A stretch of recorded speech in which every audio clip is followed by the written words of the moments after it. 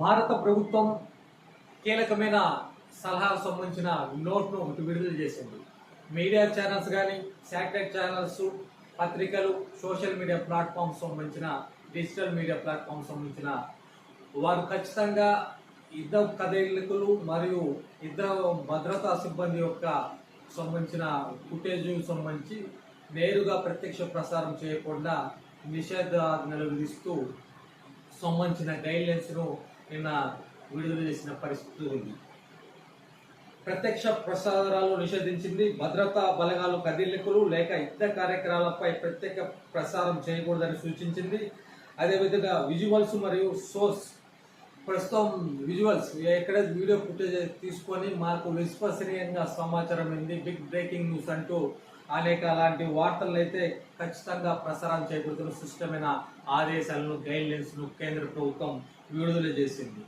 ఈ సంబంధించిన గతంలో వీటికి సంబంధించిన సంఘటనలు పునరావృతం కాకుండా ఇలాంటి కఠినమైన నియమ నిబంధనలు అయితే ప్రభుత్వం అయితే విడుదల చేసింది. గత అనుభవాలు ఏంటంటే కార్గిల్ యుద్ధం సమయంలో 26/11/2011లో ముంబై ఉగ్రదాడులు, కాందహార్ హైజాక్ సంబంధించిన విషయాల్లో మీడియా అత్యుత్సాహం చూసి ప్రత్యక్ష ప్రసారం చేయటం వల్ల నాడు కీలకమైన అనేక ఇబ్బందులు ఎదుర్కొన్న పరిస్థితి ఎదుర్కొంది. కాబట్టి ఈసారి కేంద్ర ప్రభుత్వం స్పష్టమైన ఆదేశాలు జారీ చేసింది.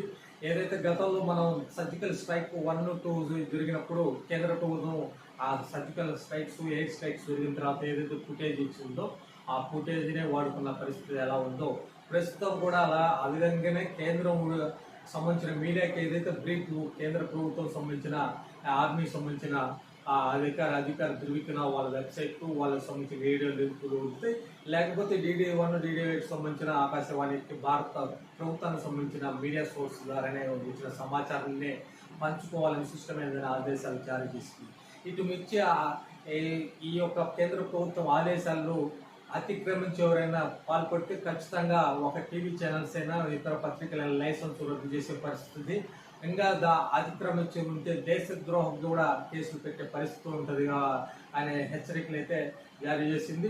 ఈ దృష్ట్యా ఖచ్చితంగా సోషల్ మీడియా ప్లాట్ఫామ్స్ కూడా అయ్యే ఒక గైడ్లైన్స్ వర్తించే పరిస్థితి ఉంది. కాబట్టి ఖచ్చితంగా social media, digital media platforms అయినా, శాటిలైట్ ఛానల్ ఎవరైనా సరే సోర్స్ మాకు అత్యంత విశ్వసనీయమైన సమాచారం అంటూ సోషల్ మీడియా ట్విట్టర్లోనూ ఎక్కడో హ్యాండిల్స్ దొరికే వీడియోలు పెట్టుకొని వార్తలు కానీ ప్రసారం చేస్తే మాత్రం కఠినమైన చర్యలు తీసుకోవడంతో పాటు అవసరమైతే దేశద్రోహం కేసులు పెట్టే పరిస్థితి ఉంటుంది. కాబట్టి ఆ దిశగా సోషల్ మీడియా మిగతా ప్లాట్ఫామ్స్ కూడా అతిక్రమిస్తే మాత్రం కఠినమైన చర్యలు తప్పదని కేంద్రం ఘాటైన మీద ఒక ప్రెస్ నోట్ను సంబంధించిన డ్రాప్కు సంబంధించిన విడుదల చేసిన పరిస్థితి ఉంది. ఇది కాబట్టి ఖచ్చితంగా ఆ దిశగా ఉండవలసిన మీడియా ఛానల్స్ కానీ మిగతా వాళ్ళు కానీ ఖచ్చితంగా కేంద్ర నామ్స్ని ధిక్కరిస్తే మాత్రం